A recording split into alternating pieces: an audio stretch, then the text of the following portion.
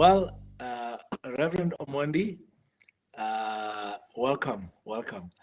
I know that you are not a stranger to SATS and you've been part of these conversations at SATS and many others. So before we even read your bio, which I'm looking forward to read, I just want to ask you a question.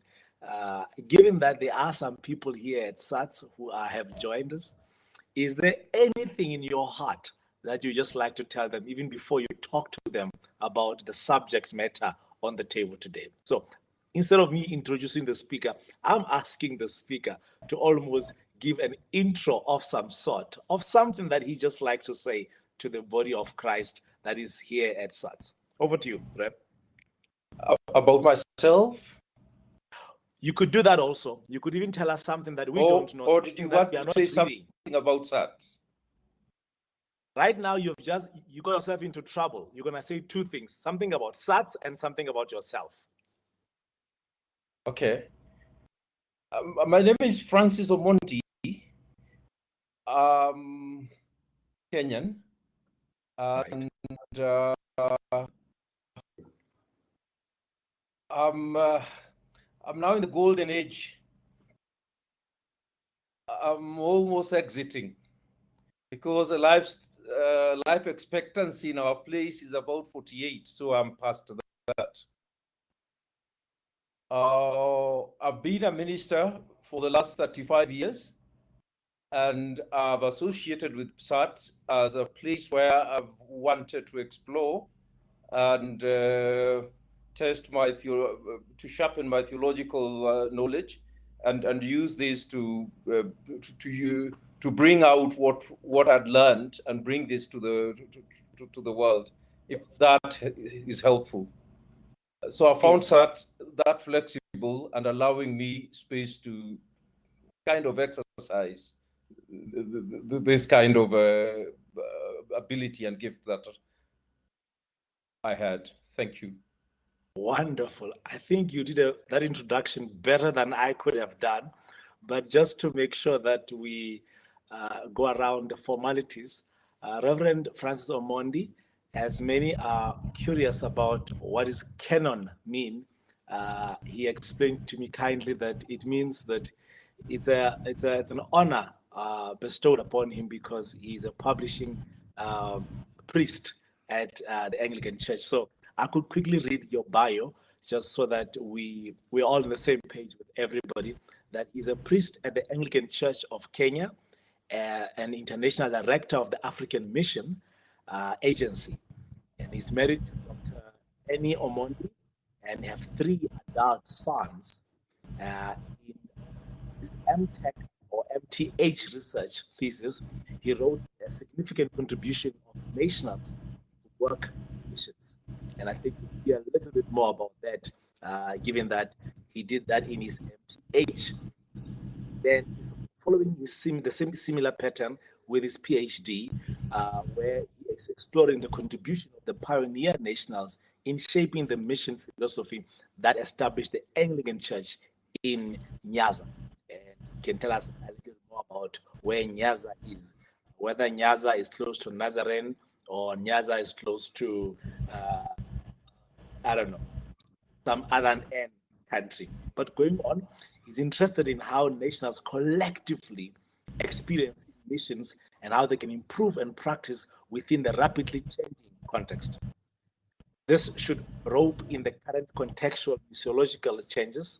The process should also draw from the nation's perspective, and this is what he's striving to do. And today at SATS, we are so honored to have him.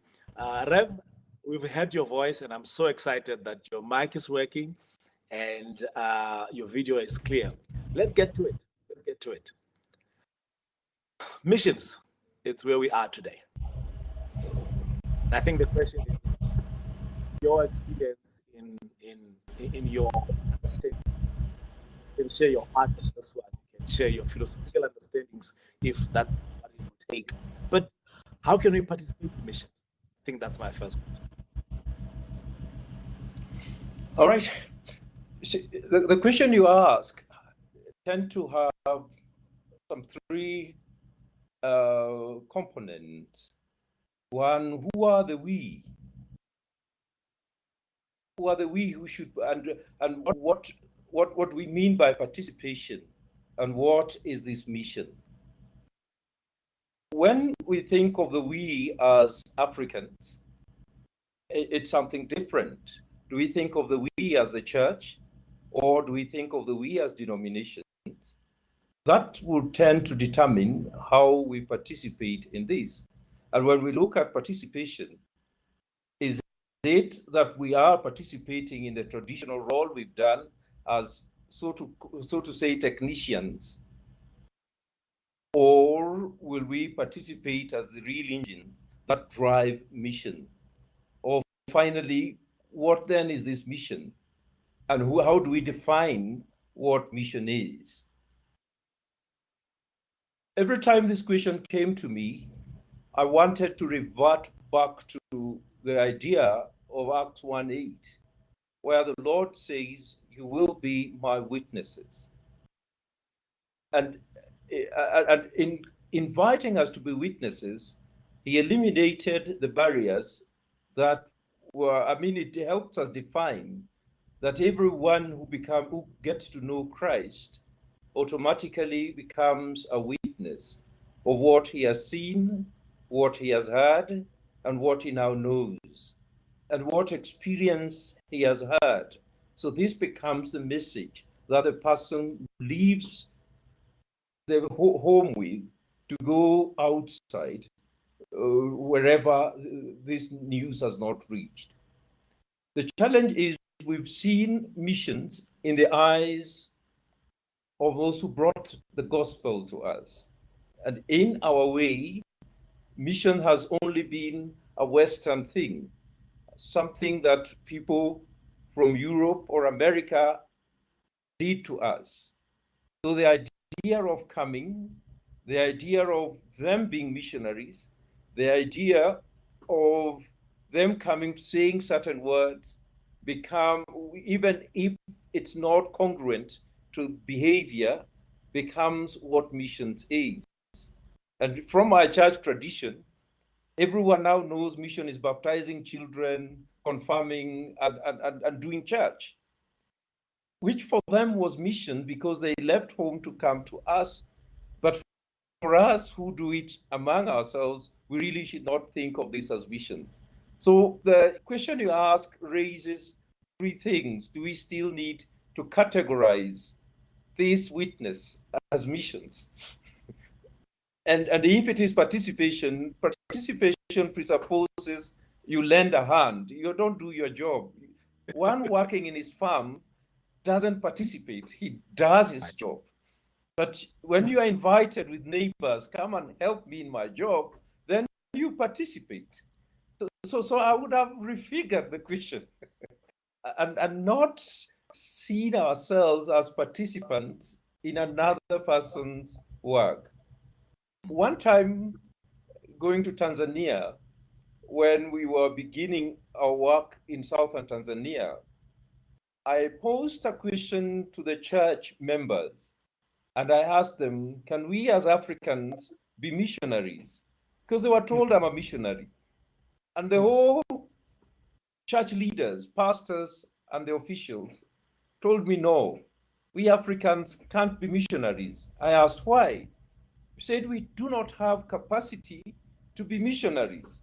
So I prodded further to ask, what do you mean? So the persons told me that, so I asked them, who is a good missionary?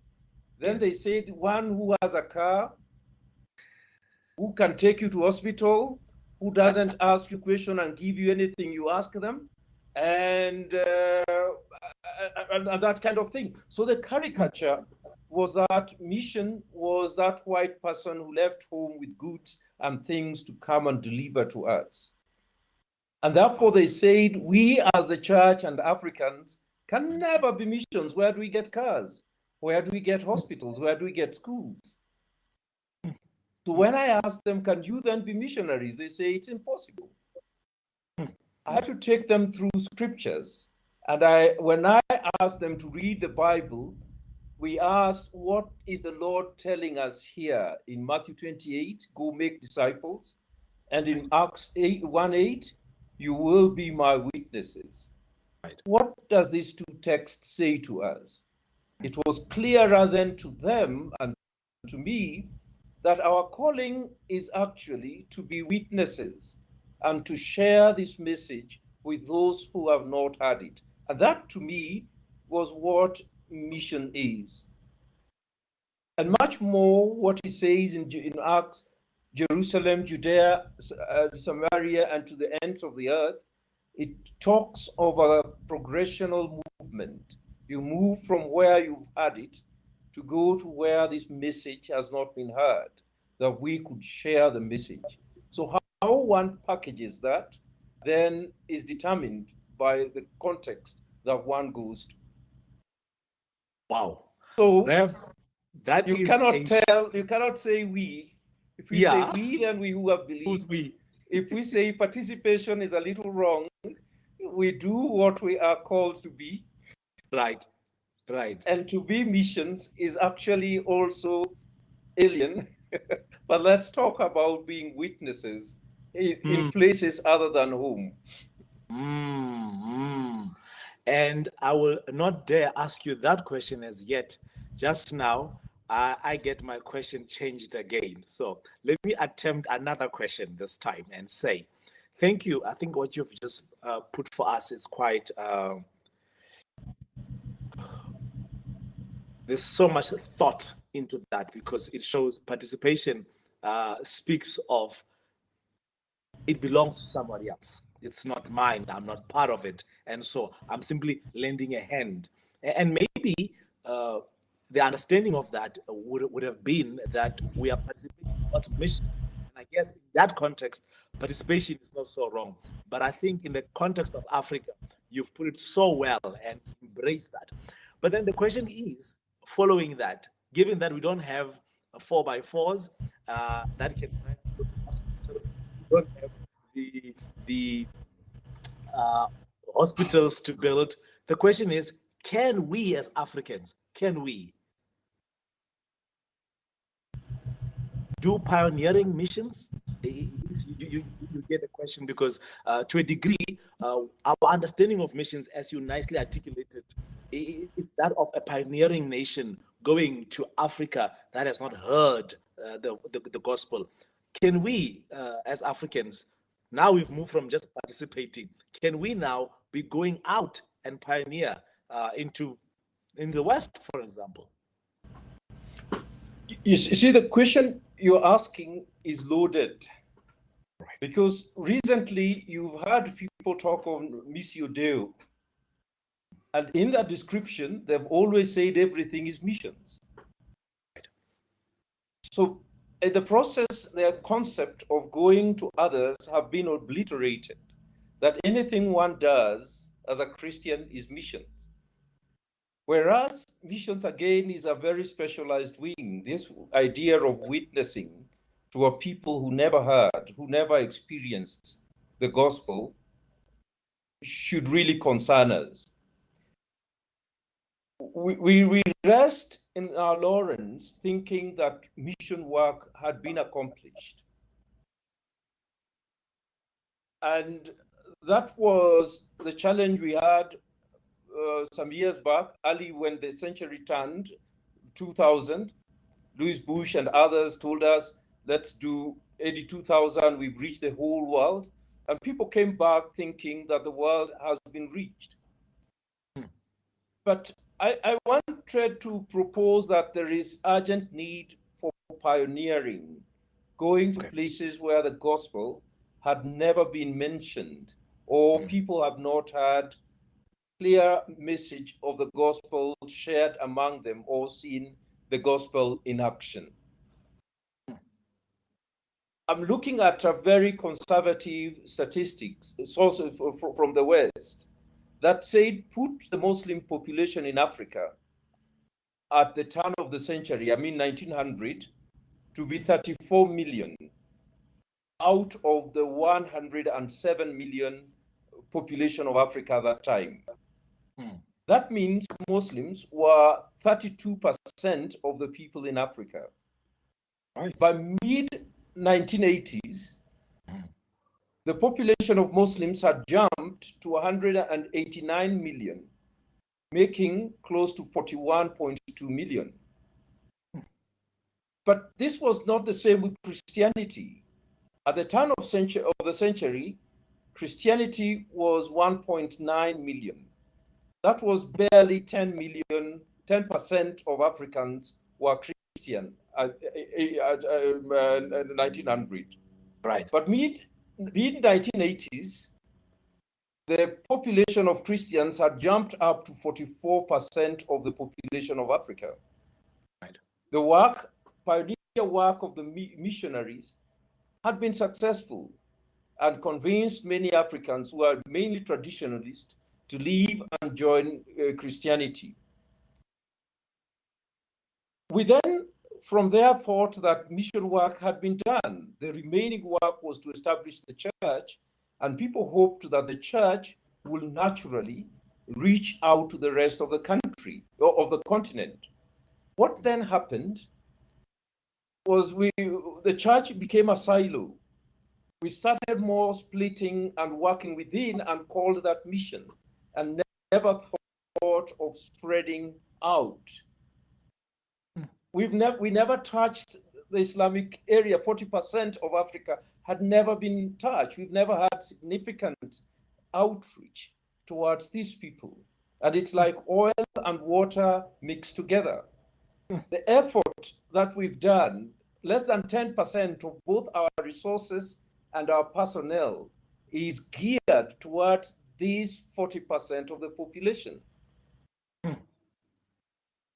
All we do is among Christians. And I look at such, for example, how many courses do we do that gears towards the 40%? What are our programs? I mean, how many students are doing either work that is aiming at the 40% in any way? But this one is now coupled with those who are reverting back to traditionalists. So we are killing ourselves. We are like an ingrown toenail, and more grinding ourselves, splitting into smaller pieces, or shaping ourselves without thinking of taking this word where the witness has not been established. I guess there are difficulties, and these difficulties are also coming from our refusal to try and understand the other side. And so one of the theological questions, one of the questions we must ask ourselves in Africa is what is happening in the Islam world that is here. And you listened to our brother the other day. Yes. When he shared with us that there is no, if it hasn't happened to you, it's just near. Right. There's hardly any continent, any country in the continent that do not have Muslim population. It may not be like what is happening in Nigeria or Somalia or Mozambique, but they are present. Okay. How do we survive and ignore them? Muslims pose theological questions to the church. And I think they also pose. Yes. All right. And I think before you get to the questions they pose, let me first appreciate the beautiful picture you're putting here regarding the statistics that the Muslim population constitute in Africa. And I think the question that would be first, before the second one you're about to ask about the questions they pose to us, is how should we, as Christians, engage into missions, not just Muslims, because they are just one of those in the mission field, but maybe to zero on them and ask, is there any recommendations from you based on your experience that Christians should take, other than us having courses, for example, at SATS, because that could be one of the things we can explore. But is there anything practically or on a church level or on a parish level that we should be engaging in actively, so that we're not participating, but we are proclaiming the good news to Muslim, such that it does not even need any specialized training, but it's a practical participation, maybe, or practical preaching, telling of the gospel to Muslims?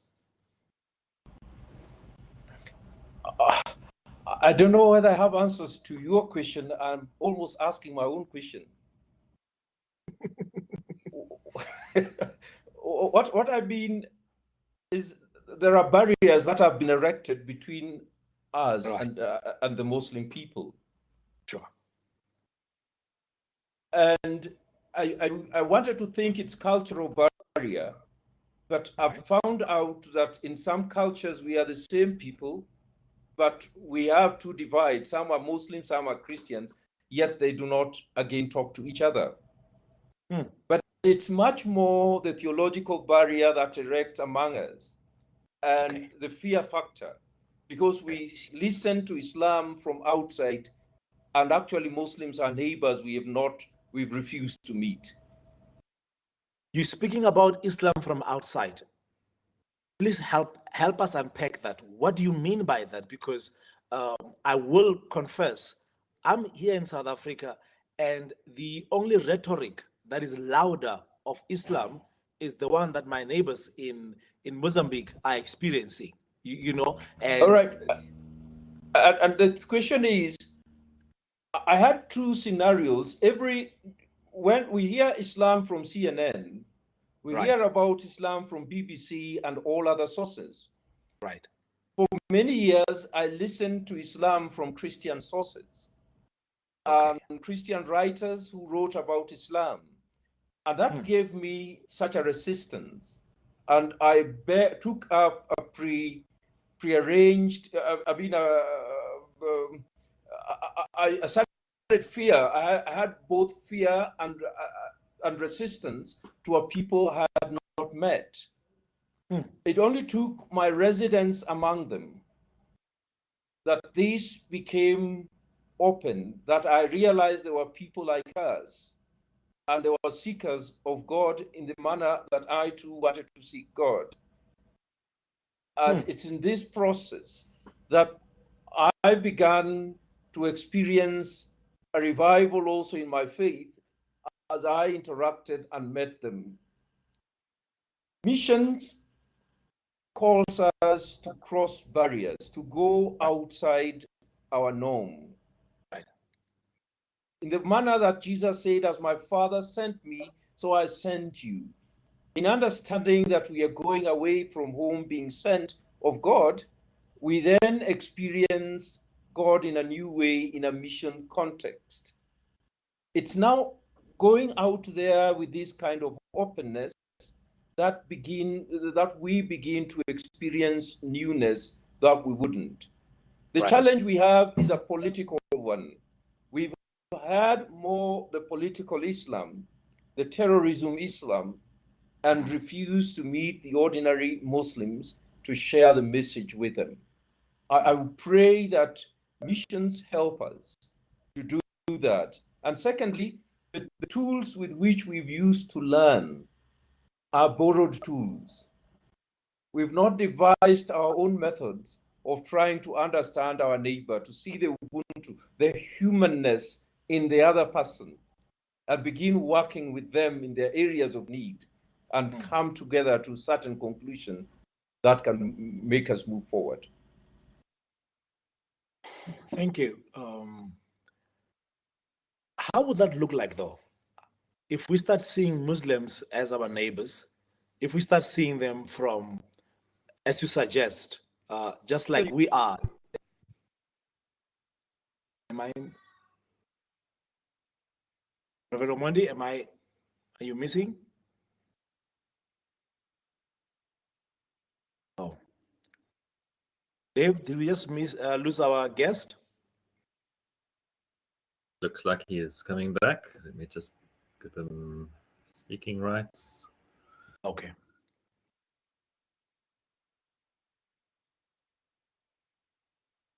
All right. While he is coming in, I would like to hear the voice of Dr. Seren, because soon I'll ask her to talk. So I just want to know if you're audible. And Dr. Kipimo, I have not had the privilege of hearing from you while our guest is coming back and joining. Dr. Serem, let's start with you. Good afternoon.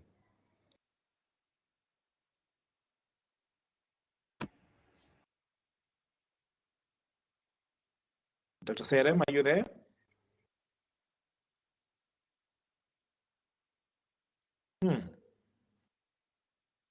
All right, let's go to Dr. Kipimo. Dr. Kipimo, good afternoon.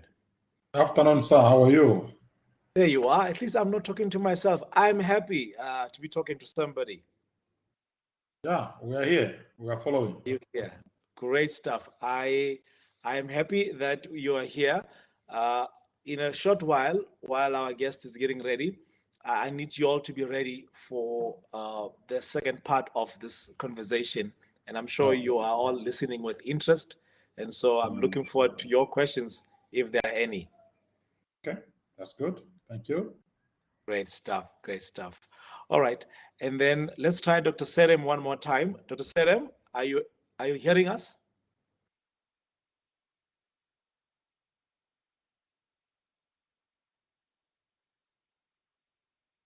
All right.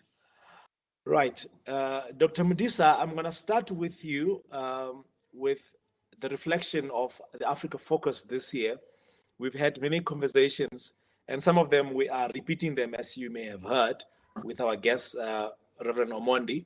And so I'm going to start with you because your reflection today regarding introducing Africa is quite interesting. And so once Reverend Omondi has maybe nailed few nails on this strange coffin we are trying to build, and maybe not a coffin, it's a very bad metaphor.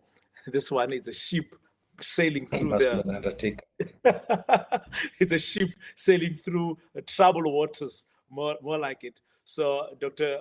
Mudisa, I'll start with you, and then I'll do Dr. Kipimo after that. So Rev, welcome back. We Thank you. That yeah. So I was Someone shipped me out. Well, the ship that took you out took you back in. Let's praise the Lord on that. So I was simply trying to understand, how does that look like? How does seeing our Muslim neighbors, as you say, and I almost call them brothers, but I didn't want to lead you just in case that's a word you're going to use to call them. But our neighbors, what does that picture look like? Starting to see them from themselves, from our local context, seeing them like a brother, like a neighbor, like somebody you would go to the shop with, somebody you'll buy from their shop, or they'll buy from their shop, hopefully. It's not only Muslims. Let me spread this out. Christians have developed a dualistic world. You are either with us or against us. Right. And those who are not in our camp were seen as evil.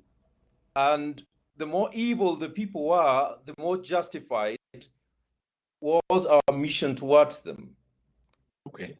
And so we have been in the habit of painting what is not like us terribly evil, so that we can justify the mission that we carry towards them, to rescue them, to save them. When I first went out as a missionary, right, I went out with a zeal to win them to faith. Of course, the first week they stoned me, and we were stoned. But that did not stop us. We were ready. I particularly was ready to die for the witness of Christ. But after spending a year with them, I almost converted to Islam. Because Islam was very attractive.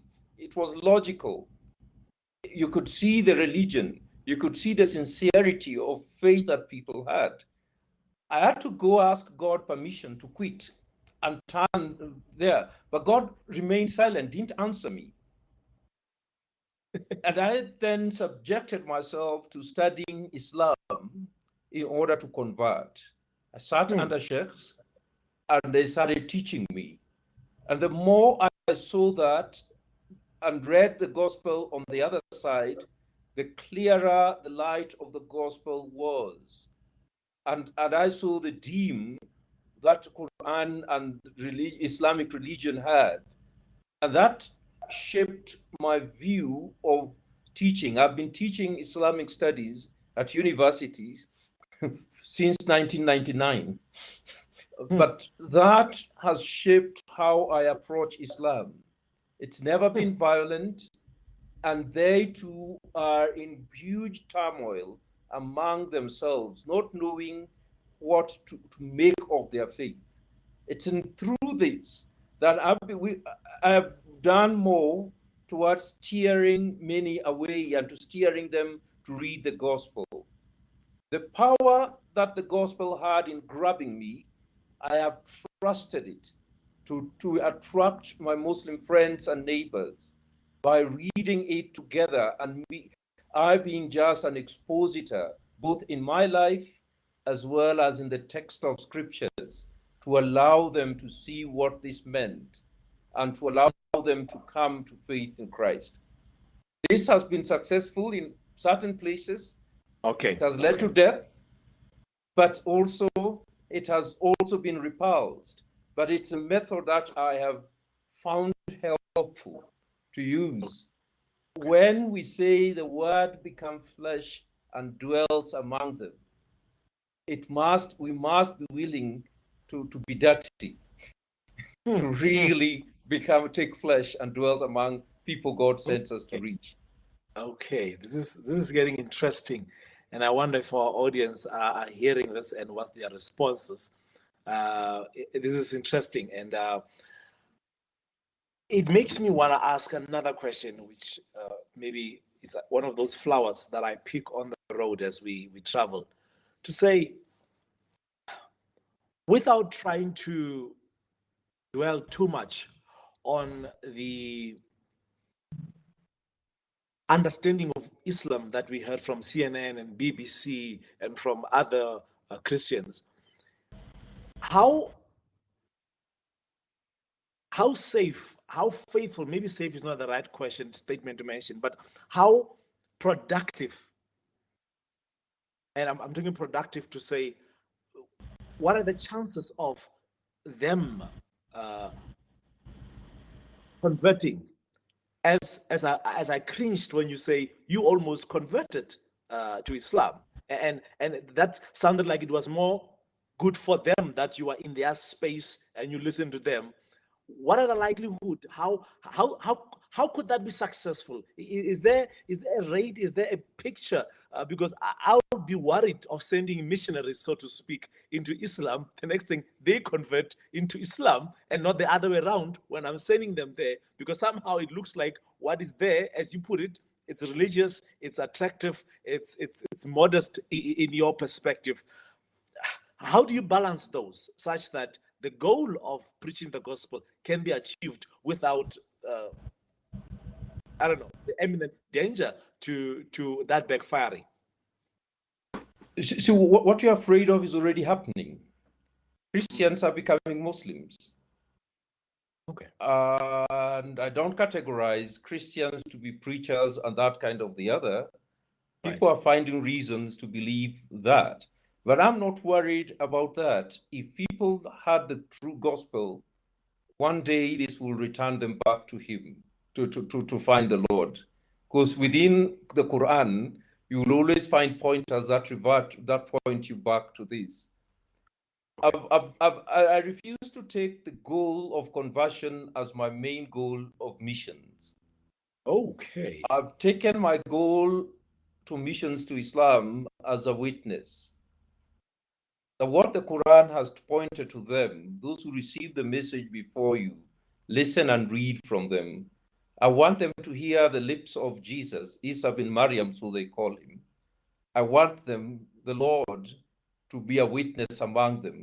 How he brings them to faith, I leave that to him. I found it difficult because we as a church are not socially prepared to accept Muslim converts. And the huge challenge is when they come to church, we don't have room for them. They are suspected, they are locked out, and they are not really taken We don't know. I mean, that we have different structures of faith. Their faith is an identity. Our faith is a profession. Right. So I don't, when they become, when one changes faith, he joins a community. We don't have a community they join.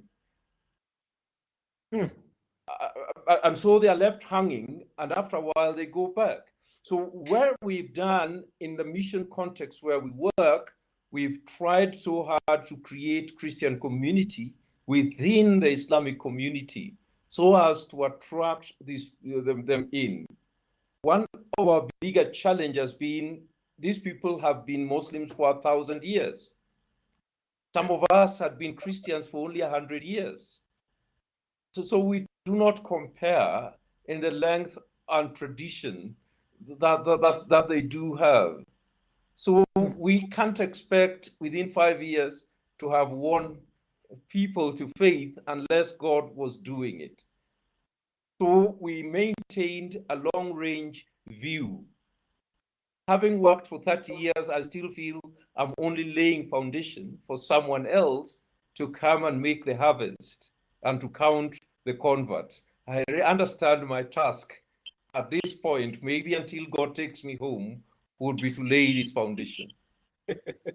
Well, brilliant, brilliant. And there's two of our colleagues that would like to come in. And Dr. Jesse beat Dr. Sirem to it, but I saw Dr. Sirem's hand earlier. So let me do the honors and read Dr. Jesse's question. And maybe, Dr. Jesse, before I read it, maybe you can unmute and share your question with Reverend Canon Francis. He'll be happy to hear your voice. Reverend Canon Francis, Yes. good afternoon. Thank you. Good afternoon. I know Malamu, we've been good. discussing. Sangonini. Sangonini. Malamu, Oza Malamu. Zalibien. So we'll talk afterward. I want to know where you're coming from. I know we're Africans. So thank you so much, Reverend, for your sharing. Very interesting.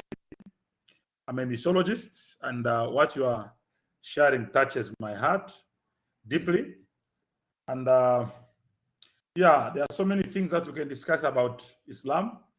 Before I go any further, I'll be very happy if you can forward me your CV, so that we know how best we can make use of your expertise in one or the other. We have so many areas where we can use that expertise as well as PDT. So my two short questions are already posted. I was almost, falling down when the entire Reverend was almost converting to Islam. So my question is, what attracted you the most in Islam?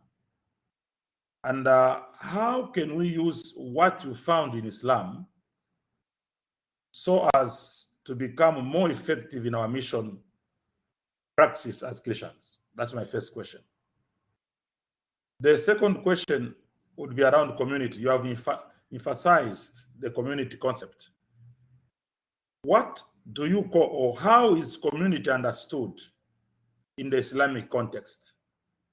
How is that different from the community that we learn from the book of Acts, chapter 2? I don't know if you have some maybe comments on that. All right, briefly, when I went as a missionary, I'd already trained and I'd left. I made very strong Muslim friends, and we started arguing in terms of religion. Initially, I had my apologetics, but it was in that conquest of Reverend Omondi, welcome back. Welcome back. Thank you. Please pick up from where you left off with Dr. Jesse's question regarding, those two questions, please. Yes. What attracted me to Islam was the order it had, the whole organization, and the way everyone joined in together. Secondly, I had not learned well my apologetics. When I came to resist, and to have certain words that I would tell them and they would become Christians. That did not happen. And so I had now that theological confusion. Does this really work? They so doubt on the gospel, whether I can trust the gospel as a message of Christ. Thirdly, the church left me alone, because when I came out for missions, I just left my job at the university. And I had zeal to really serve God at a very young age. But then the church felt that they have no business in work among Muslims.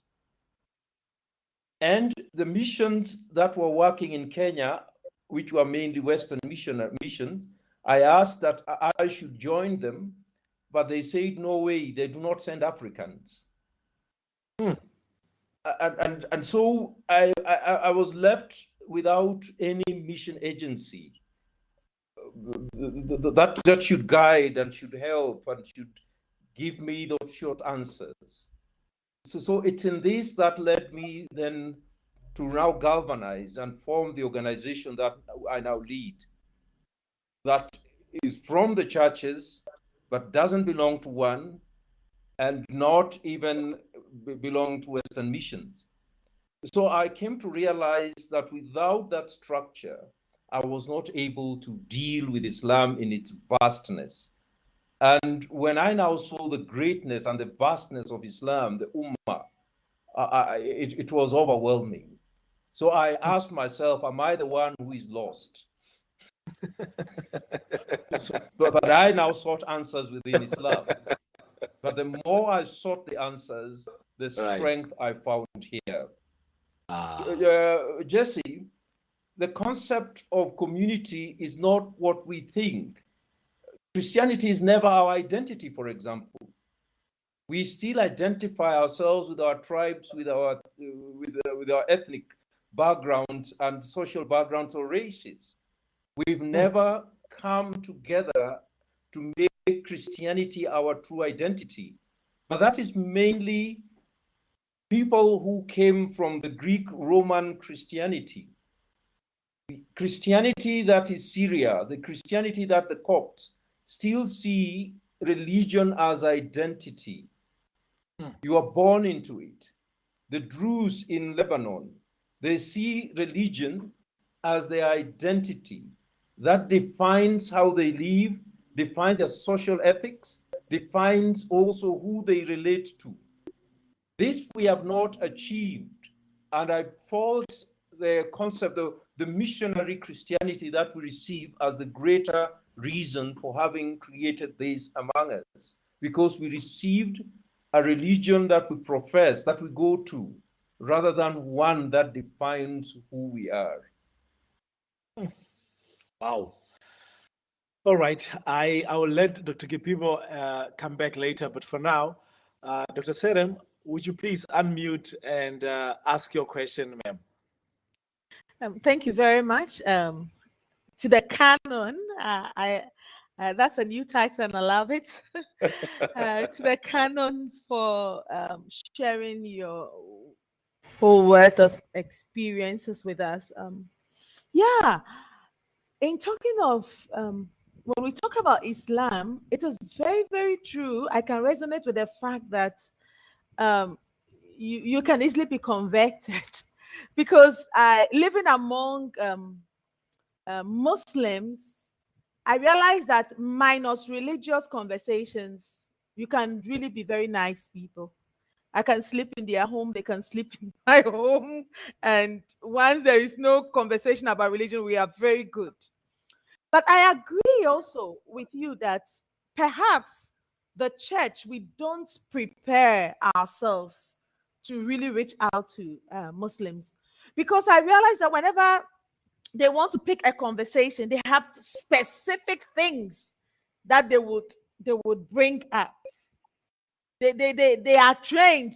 They know how to actually get the Christians, on edge, how to cause us to be really confused and even be doubtful. So what should the church do? That is one question. And then secondly, there is this there are the different C's, C1, C2, C3, C5, on people who have adopted the Islamic maybe mode of worship or mode of life as a channel to reach out to them. What is your view on that? Because I know of a church, when you go there, they don't have seats. The women dressed with their veil on. When they are praying, they are on the floor. But then they are not praying to the Islamic God. What is your take on that? Thank you. All right. First of all, the church needs to be the church. We need to be. What is happening? What you're describing, Doc, is much more the rhetoric, that apologetic, the argumentative Islam, where they pick a fault with certain texts of scriptures, which is not even what Islam thinks. It's much more the Christian, what Christians are challenged Christianity about, the doubters of scriptures. They've learned all that, and now they use that to challenge us. Because one way we always tell them is, if they challenge the Bible, I only ask them, are you better than the prophet? The prophet who said, read the scriptures. I didn't challenge it. This is this. Then I have ways of proving that this scripture I have was what was there long before the prophet was there. That's a whole area of apologetics that one needs to be prepared to answer those. But like you rightly said, if you meet them as humans, you meet them in the natural context, that you will always find something different about them. What has happened is that the church has not found things they can do together. We went through a very difficult time during these Al-Shabaab and Islamic wars that we had in the north. We live as minority, and where we are like dead, like ducks. If they wanted, they could come and take you anytime, and the government can do nothing. But I have a very interesting story. A lady called Jane, not her real name, just to protect her, was traveling from one city to coming to us to another city. And in the process, they met the Muslim, the founder, the Al-Shabaab, who then asked all Christians to come out. Christians were distinguished. For ladies, they didn't have their heads covered. And they quickly got out the 4 who were there, and they laid them down, and they were killed. But there was one who was left in the bars. The Muslim neighbors who were with her, one removed her clothes and helped her to cover her head and told her, don't say anything. So when the people came to get this lady out, they told her, this one just became a Muslim recently. So she even doesn't know Quran. If you ask her, she will not answer you. But she's one of us. The people left her. And when she now came to us, on one hand, we celebrated her life. But then she started sobbing and crying that she betrayed her master. And that put us in a dilemma. Do you agree to die? For me, for instance, if they came to me, I would say it in Arabic, I'll say it in every, if they asked me, there would be no difference between me and their teachers. I would say I'd argue with them, but I'm not. So would I use that one, or would I be a witness for Christ? So these are the questions that we who live as minority among Muslims, a majority Muslims, every day face. We see the ugly side, and we also see the loving side. They use the Quran because in their text, they are allowed to cheat to save life. If they can lie to save life, that is accepted. So that's the principle these people used to save this life. But she was in a very, very difficult time. Have I betrayed my master? So we have those clashes. If you know them, then you are able to live your life differently. But we need to when this idea of seas come because we are not ready to meet, because Muslims also don't want people to pretend to be what they are not. I've loved the Anglican liturgy, and I've used the Anglican process to disciple many of the Muslims who become Christians, because the religion gives structure to what they heard. I remember during Ramadan, I used to fast. So one young child came to me and said, how come you fast when we Muslims are fasting? In your religion, don't you people have fasting? I was so ashamed that I never had a structure that I can juxtapose to Islam. So in digging deep into my religion, I came to find that we had Lent season. And during Lent, Christians fasted for 40 days. So for the rest of my time in my city, under the churches under my care, we've meticulously followed the Lent fasting. And they now know we fast on particular day. The whole thought was that they should see what is described in their text as people of the book. If we live as people of the book, we can live side by side with them. Christianity protected Islam in its initial stages. They are all aware of that. And this is where we stake our claim. We are not different. Let's just discover God when we study. And that is where the edge comes. The Lord turns them. The Lord changes them to follow him. Wow, that's all I'm going to say. This is mind-boggling, given the context that we experience. But thank you so much, Rev. And I'm going to give you a break. You've been pouring out. I'm going to give you a break. Don't go too far. Dr. Kipimo, if I may call on you for your reflection and any feedback, please. Let's make this a party for all. Otherwise, Dr. Kipimo, over to you. Thank you so much, Reverend Kaswa. Hello. It's a joy to hear from a fellow brother. Hello, can you hear me? Yes, we can hear you. Continue, please. Yeah. Yes.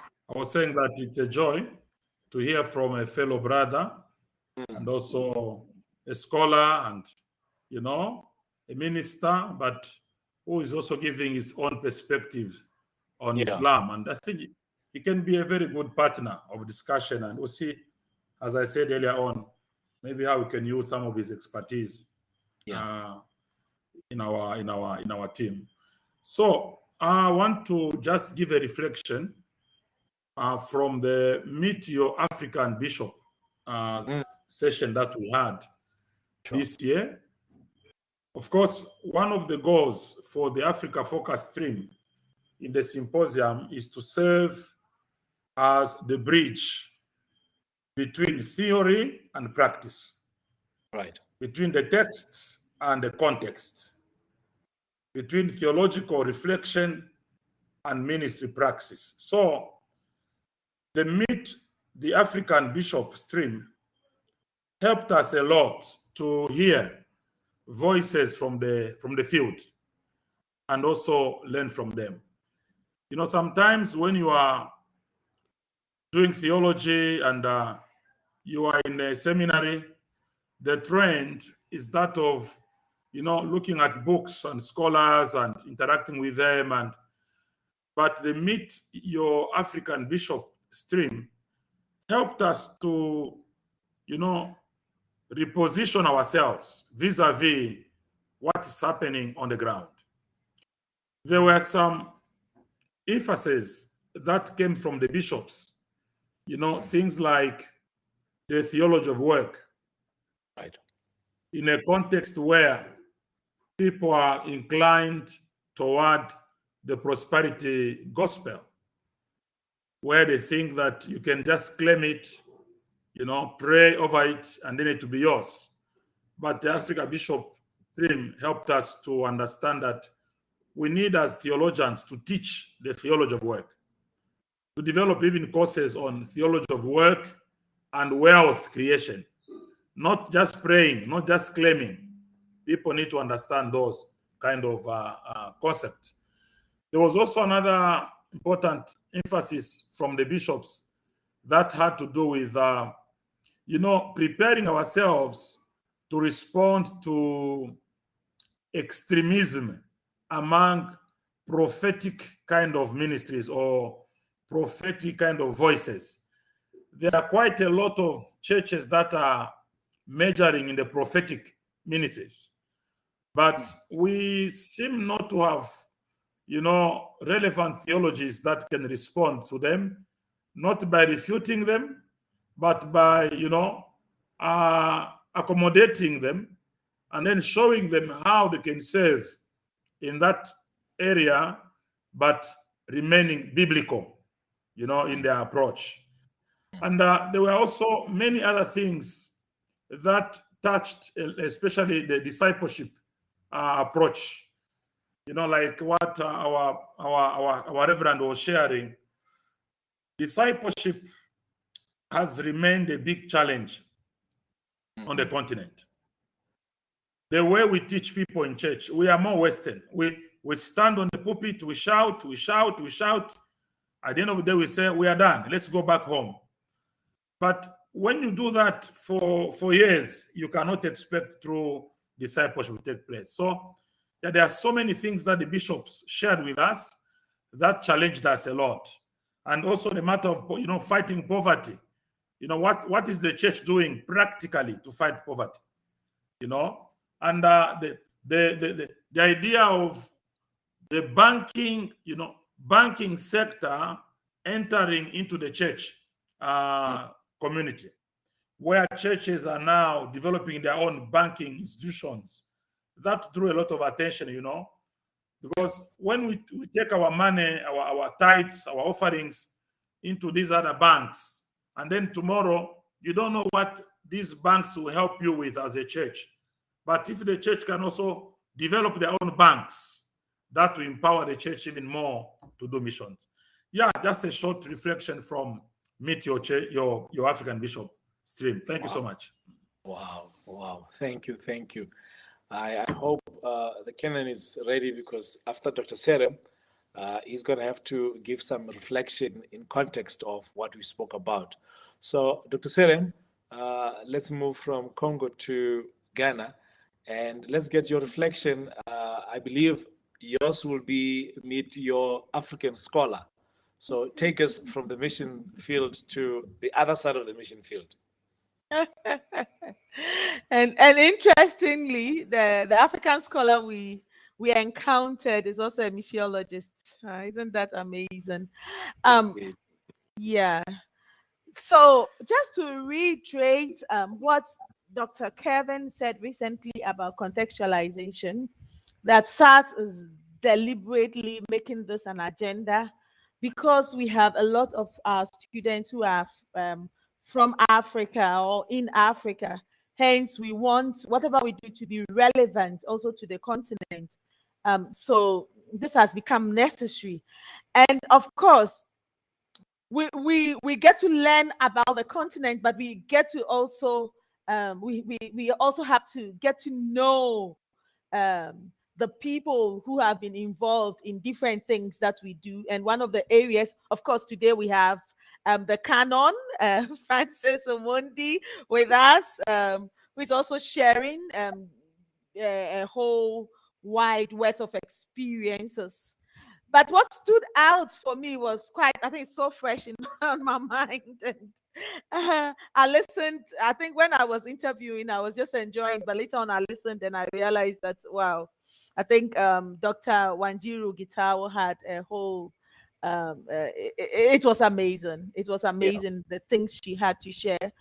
For me, it was very experiential because I could see a lot of similarities being an African scholar and being a missiologist. So yeah, a female. So I think I was most privileged. I think, Sat, you graced me with that opportunity to really be the one to ask her the questions, because there were a lot on my heart that I needed to ask. And she had so much wealth of knowledge. She is not just a scholar, but also a practitioner. And for me, that is what that what amazes me. She blends the two so beautifully, and especially somebody who had written a book, or let me say has written a book on mega churches, which Yes. and it's an award-winning book, a bestseller. And then, being interviewed, she quickly states also that, look, it is not about, it's about trends. It is not about mega churches now. Yes, mega churches, but now we are looking at community. So I was like, this woman actually is a real missiologist, and also a missionary. So it's not just the academic side, but she's following the trends, and she understands what is going on the ground and what we ought to do. And yeah, so I think for me, sharing her life was just amazing. It was quite relaxed. It was not very academic, but a lot of academic stuff also came through. So that is, yeah, on reflecting on the African focus, I think that is what stood out for me. Not because I was the host, but because of because of our guests. Yeah. So thank you for allowing me to share this. Thank you kindly. Reverend Omondi, I think even as my colleagues were sharing and giving their reflections on the journey we have traveled this year, I'm now left with a question regarding theological questions that we need to grapple with in response to the mission field, i.e., the Muslim question and the mission field itself, because it's one thing to master Muslims, but that is one aspect of those in the mission field. But as we try to wrap up this conversation, we might have a question or two. Please continue to type in, any one of you, please. The chat is open for all. But as we're trying to put this beautiful picture you've put for us, which is different than what we are known or what we know to be. It's quite different. We must tell you that. It's something to chew on to about this. But can we talk about theological questions that are raised by the Muslim question, so to speak? All right.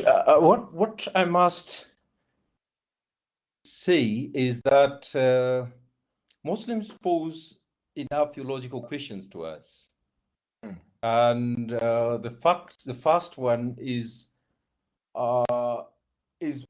deals with the structure of our religion. Okay. You see, Christianity, when it was in Jerusalem, and I'm quoting Andrew Walls here, it had more Jewish feeling. Okay. And it inherited Jewish structure. Jesus was the Messiah. But when it came to Antioch and later to the Greeks, Jesus became the Christ, Christus. So Jesus becomes cross-cultural. Jesus Christus. He adopted the Greek name. Greek culture was the culture of the Roman Empire. So the structure of the church and everything became that official. The Syriac church and the Egyptian church did not follow that model. Okay. Islam takes then a different, follows the Judaism model of not having clerics, but rather everyone is a cleric, like everyone is an imam, like the Jews after 70 AD, everyone became a Levite who could offer sacrifices and everything. But then they developed rabbis who studied the text, interpreted, and told people what the text meant. Islam also developed a similar structure, which was creation of the sheikhs who interpreted the law, who then advised the people. Islam became a people movement, a grassroots movement without clerical movement. And so that became an interesting point that one must begin to ask whether the model of church that we now have can sustain the pressure or the issues that we do have. And that's why it was easier for them to do the social relation. So it poses the religious structural questions to us. Right. Islam also raises the issue about the unity or that whole ummah. They see, and that religion is multifaceted. It answers political, social, and every other aspect. We now must find theology to deal with those things.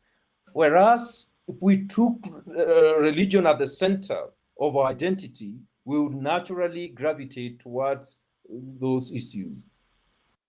What I've found today in Islam missiologically, they do not send missionaries, but it's their local people who carry the burden of their mission. Supported also by governments and also embassies and others. But the foot soldiers of every religion becomes the people. Recently, they've developed the tablighs, people who go to join others and encourage them in their missions locally. It made it so easy that every Muslim not only is an imam, becomes also a missionary. This is the other aspect of Islam that we do not see, and that is the one that is swallowing many of our local folks so easily. And it's a challenge to us missiologically. I want us to really reflect on that, but we cannot do this if we who are in the theological circles do not devise, dream, and think about new methods of doing theology. We've got to shake our methodology, because if we use the old methods we've had that were invented before us, we get the same results. We must look for different epistemology or look at things from different eyes. And this is an aspect I want us all at SATS and everywhere to begin exploring. Is there any other way of studying other than the one we have been doing? Well, brilliant. Pastor Louis asking a more holistic question.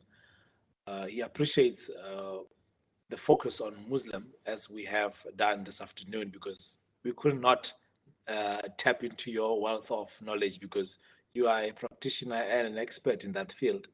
But he's asking, I see there's been a special focus on the question of Islam. What is your estimation what in your estimation are other pressing issues which the church in Africa needs to be aware of to engage with? In other words, all right. There are many issues I cannot exhaust. I just wanted to let you know, see the obvious that we don't see, which is that Islam.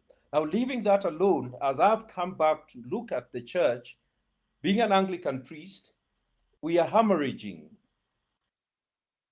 The church is aging, for example. Many who had been discipled in schools and others are phasing out. The younger people are not facing the same discipleship process or understanding of faith in the manner that either my generation went through.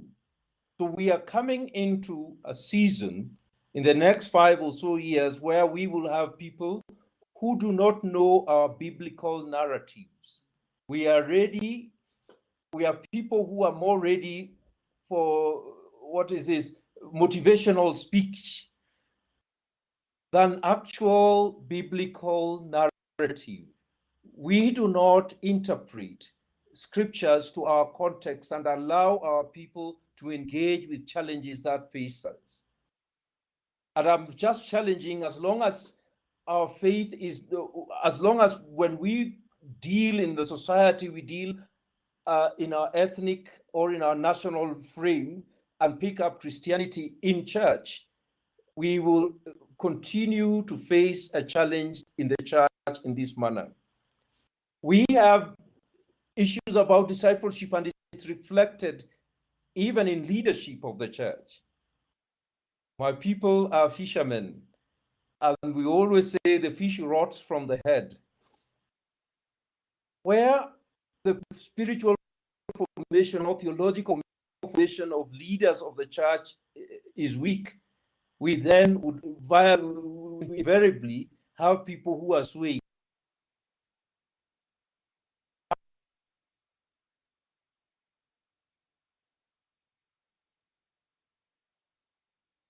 Real question we should be asking ourselves, church, is what become of us having believed? How do we live until we engage in this manner that we are? Ask these questions. What does it mean to be Christians in our time?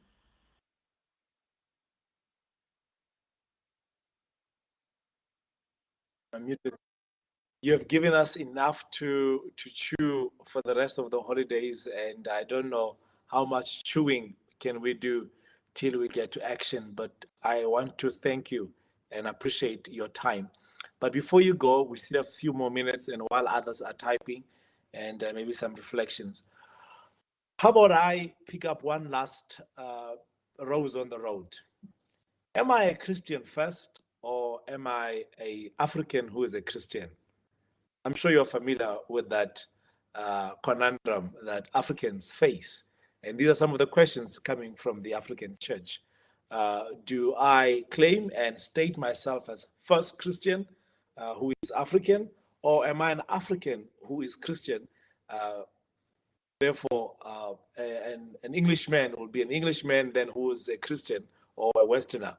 How would you respond? You're putting me into temptation. Because who told you you're an African?